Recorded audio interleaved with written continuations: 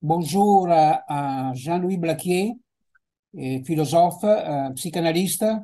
Et nous sommes ici. Et la ligne avec le Maroc, c'est pas parfaite, donc je m'excuse pour les encadrements. C'est c'est quel pour toi héritage intellectuel que nous laisse Pierre Legendre, qui est disparu au commencement du mois de mars. C'est à toi de parler. Merci. Alors, d'accord. Alors, il me semble que le premier repérage qui me permet de répondre à cette juste question, c'est de situer historiquement l'apparition des écrits de Legendre à partir des années 60 jusqu'aux années 80, c'est-à-dire à partir de ce que j'ai envie d'appeler, je ne sais pas si Armando Verdillo serait d'accord avec ce qu'il appelle la seconde renaissance, et tu me corrigeras ou tu me compléteras, s'il te plaît. Moi, il m'a semblé isolé un blow-up, une explosion des Lumières euh, après Kant, qui tient à la grande aventure structuraliste du savoir dans les sciences humaines, euh, en psychanalyse, en ethnologie, que Foucault classe admirablement comme contre-science à la fin des mots et des choses, publié en 1966, depuis Lévi-Strauss, depuis antérieurement à la grande révolution de Saussure en linguistique, Jacobson également.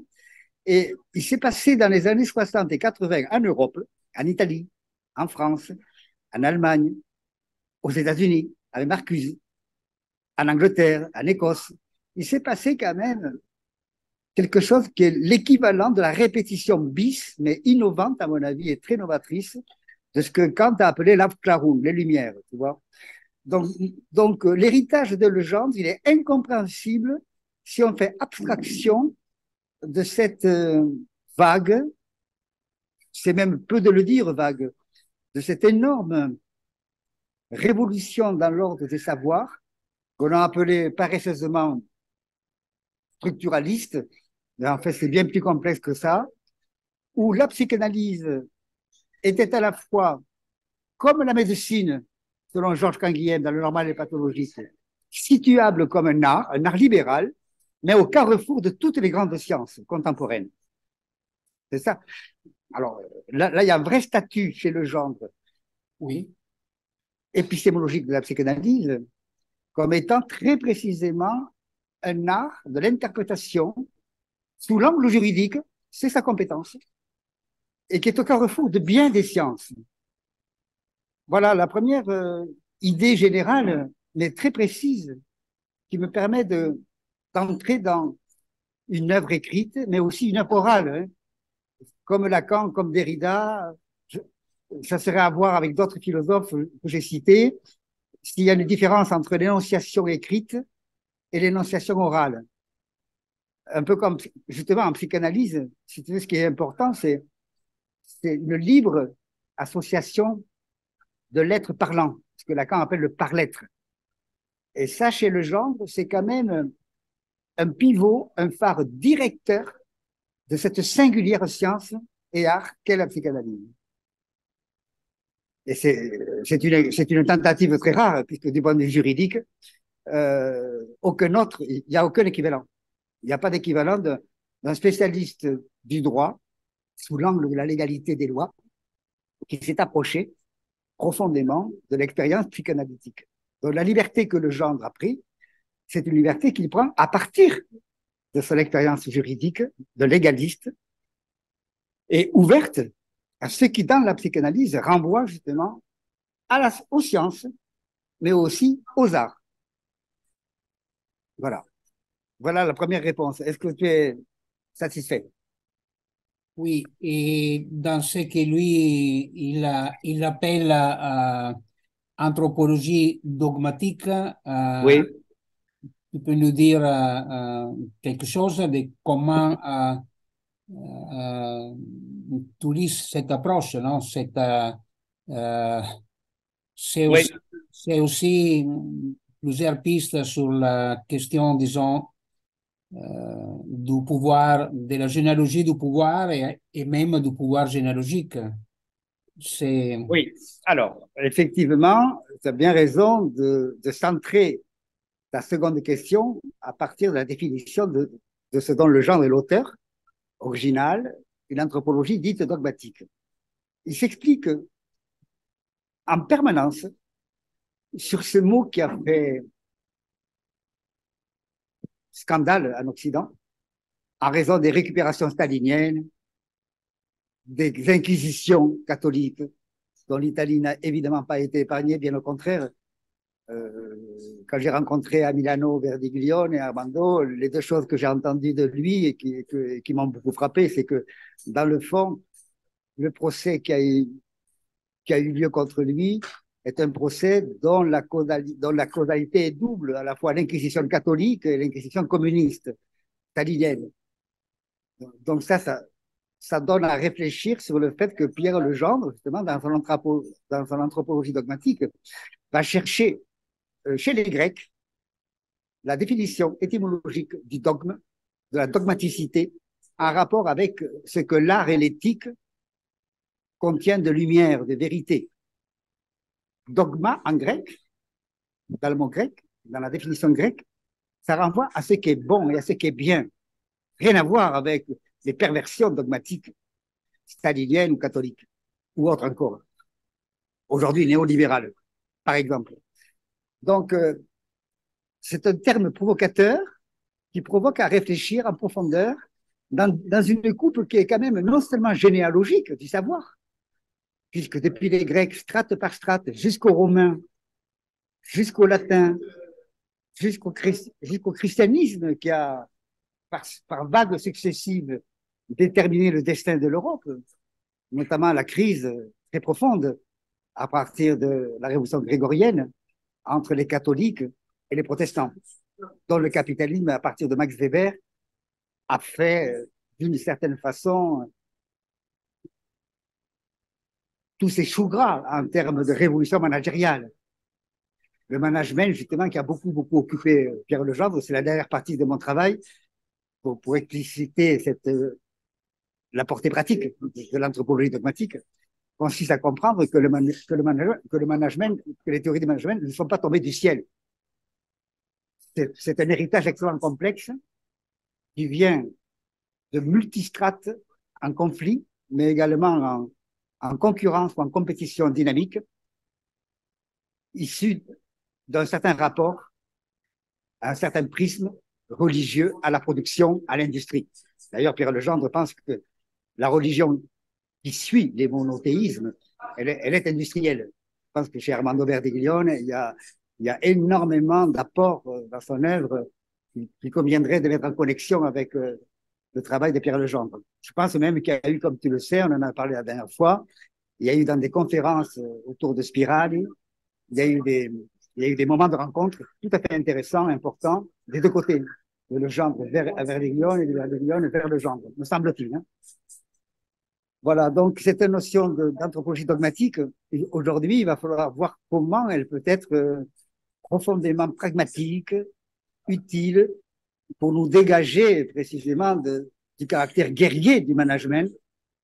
Alors un caractère guerrier qui est toujours double, ambivalent en psychanalyse, à savoir une guerre civilisatrice, et puis il y a les guerres destructrices de la civilisation, hein, comme aujourd'hui du côté de l'Europe de l'Est, quelque chose de cet ordre-là se déchaîne, hein, dans cette Russie à la fois tsariste, pseudo-communiste, et aujourd'hui relevant d'un capitalisme patriarcal, autoritaire, despotique, assez terrifiant.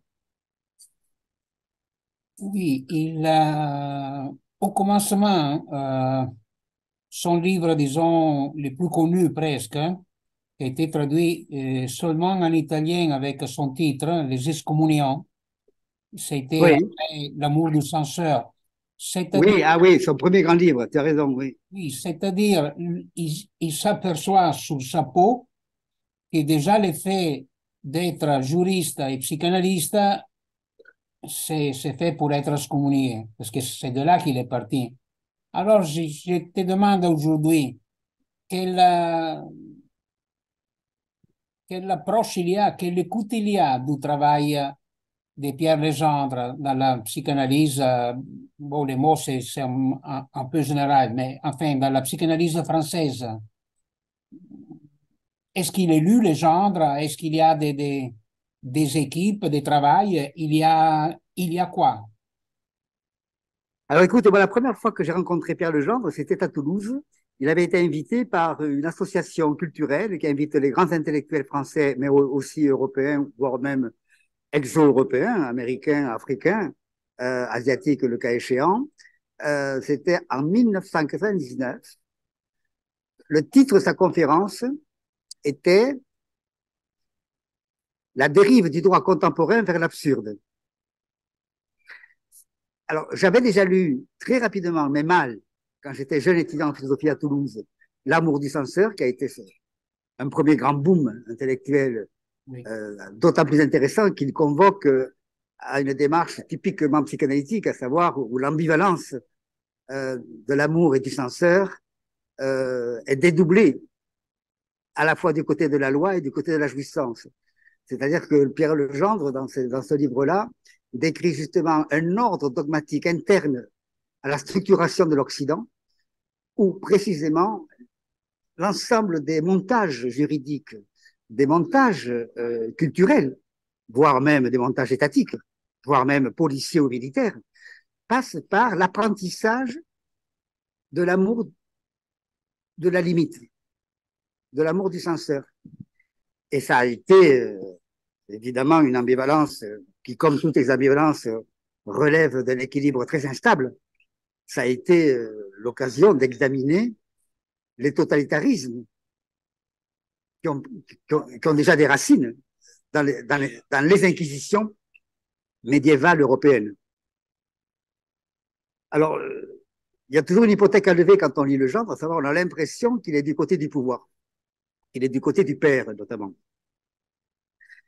Avec René Major, j'avais eu des discussions, qui était mon directeur de thèse, j'avais eu là-dessus une discussion très éclairante. Il m'a dit, il en met un peu trop du côté du père, de la loi du père.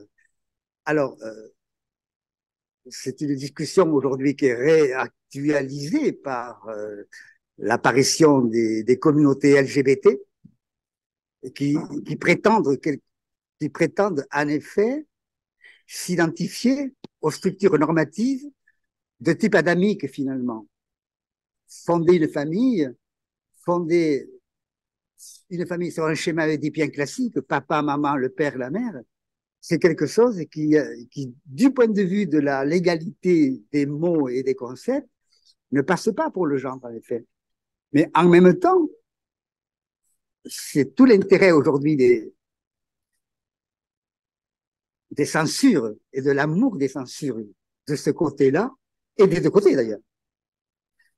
À savoir du côté des communautés LGBT libératrices qui veulent se libérer de la tutelle patriarcale, en effet excessivement restrictive et enfermante, et du côté aussi de ceux qui défendent les traditions normatives qui tombent sous le bon sens universel aujourd'hui.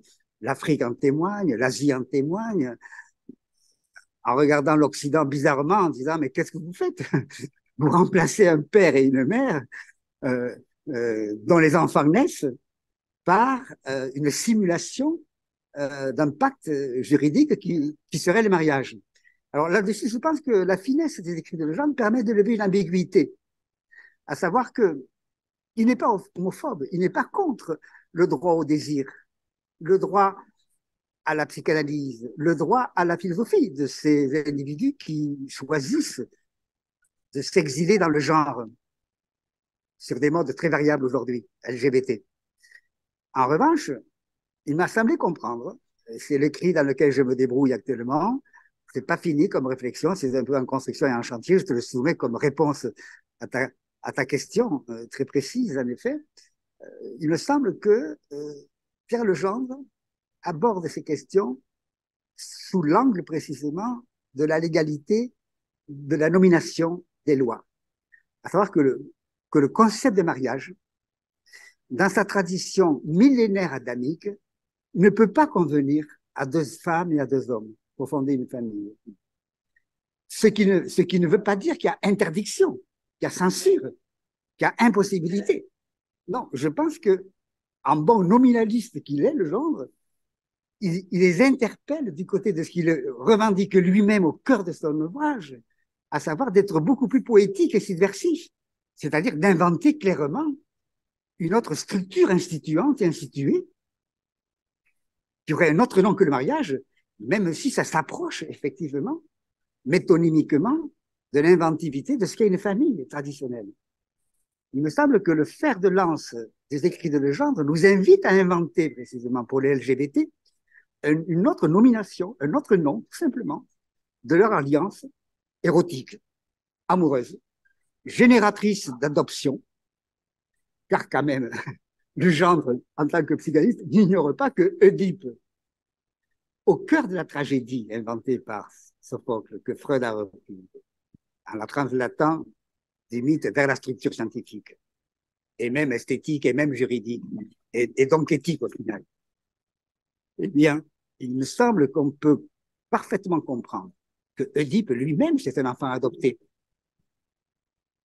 C'est un enfant adoptif. Donc, il n'a de père qu'adoptif et de mère qu'adoptif. Donc, si précisément la thèse du père et de la mère adoptive est fondée comme nous le pensons en psychanalyse, quelles que soient les chapelles, quels que soient les groupes, il n'a de père et de mère qu'adoptif. Allons jusqu'au bout de cette logique de la nomination.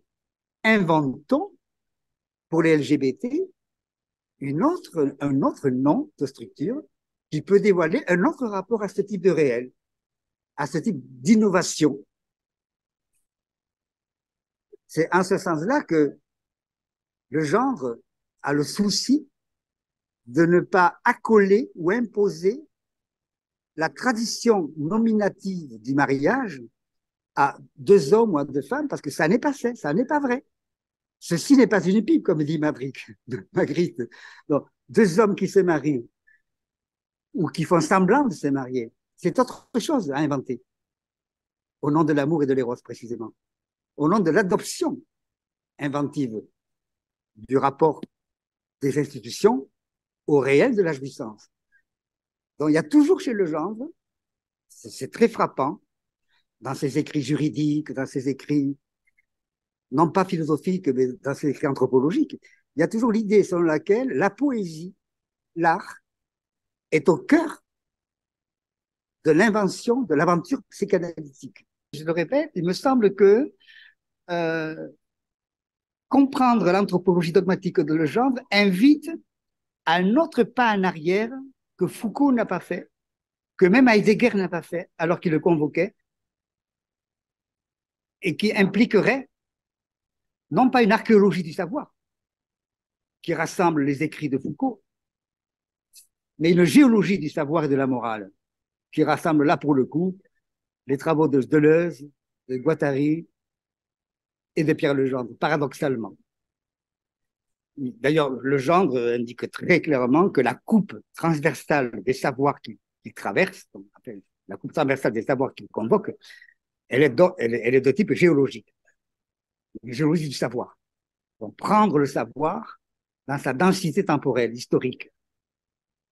C'est se donner aujourd'hui la mesure de ce qui se passe dans le monde contemporain, si déchiré, si inhumain, si paradoxalement en contradiction avec l'apport des grandes révolutions scientifiques et des grandes révolutions esthétiques qui sont quand même pour Pierre Legendre des pierres de regard, de touche, des socles même, évidemment considérables. Et une partie de ma demande était sur la psychanalyse française, comme quelle est l'approche aujourd'hui? Est-ce Ah que oui, alors excusez-moi, oui. Alors, travaille autour de genre ou il est en grand isolé encore? ça c'est une très très bonne question. En fait, oui. Parce Alors, que des quelle est la philosophes- réception de Legendre en France? Il me semble qu'il est davantage lu en Allemagne, lu et traduit au Canada, aux États-Unis, en Afrique, notamment par le biais des institutions qu'il a fréquentées. Et pas par hasard. Les institutions qui tournent autour de la question du droit international et de l'UNESCO. Il a été plusieurs fois expert en Afrique des commissions, des associations liées à l'UNESCO. Je crois que c'est par ce biais-là de l'institution d'un droit planétaire, il m'en a parlé l'autre jour à propos d'Armando Verdiglione, je crois il est très en pointe par tout ce qui, au-delà des cabanes nationalistes dont il parle avec ironie, cherche précisément à comprendre qu'aujourd'hui, la globalisation, la mondialisation, ça ne s'arrête pas à l'économie, surtout pas, ni au marché biologique, ni aux sciences cognitives, ni aux sciences génétiques, mais que ça permet de traverser toutes ces sciences en direction précisément de l'ordre symbolique, sans lequel l'échange symbolique des hommes aboutit à la destruction. Enfin, aux fameuses lettres que Freud a échangées avec Einstein, aux fameuses lettres aussi que Winnicott, mal lues et mal compris, par rapport à la Seconde Guerre mondiale, a bien compris à quel point la psychanalyse est connectée à ce qui fonde la politique du point de vue de l'inconscient, et notamment à la réponse que le psychanalyste peut faire à la hauteur des pulsions de Thanatos, des pulsions de destruction, tu vois. Donc, il me semble que l'orientation, la réception de Pierre Legendre, elle est à la hauteur des périls écologiques, économiques, politiques, qui aujourd'hui sont mondialisés et qui sont de vrais problèmes de population, biopolitique, dirait Foucault.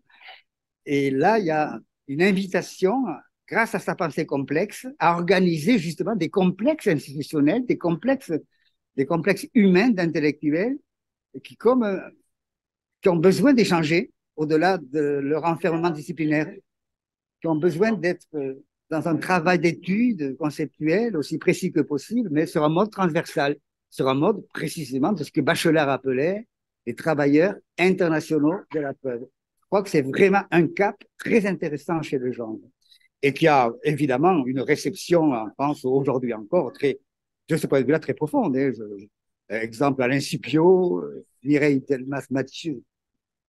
Marty, pardon, Alain Badiou, pour les intellectuels français, comment il s'appelle, Bruno Delatour également en sociologie. Et puis au-delà, je crois qu'aujourd'hui, dans tous les pays où la liberté de penser est effective, où la liberté de psychanalyse est effective, où la liberté de philosophie est effective, il y a un droit à la philosophie, il y a un droit à la psychanalyse, il y a un droit à la libre pensée, ça convoque une nouvelle figure d'un citoyen dégagé de la cabane nationaliste et qui est à la hauteur de l'internationalisation qui est en cours, au moins depuis les rêveurs cosmopolites, stoïciens grecs. Mais aujourd'hui, c'est devenu un plan de réalité effectif. Penser la globalité du monde à partir de la localité et inversement. Je crois que Legendre, il est absolument contemporain et très lu, malgré la difficulté de l'érudition que suppose sa lecture, il est très lu par ceux qui se posent des questions du point de vue précisément de cette logique cosmopolitique, qui est au rendez-vous de toutes les impasses grandissantes du malaise dans la civilisation que Freud a diagnostiqué à la fin de sa vie. Malaise dans la civilisation. Bien, Jean-Louis, je te remercie. On se donne rendez-vous par d'autres séances de cet entretien. Très improvisé, hein? C'est un grand chantier, lire Pierre Legendre. Comment? J'ai dit, c'est un grand chantier, lire Pierre Legendre. C'est un chantier ouvert, absolument. Voilà. Et on se donne rendez-vous pour d'autres entretiens encore. Avec plaisir, avec plaisir, avec plaisir. Merci. Merci beaucoup. La dernière fois, c'est toi qui as beaucoup parlé. Cette fois-ci, c'est toi qui m'as fait beaucoup parler. Ça va.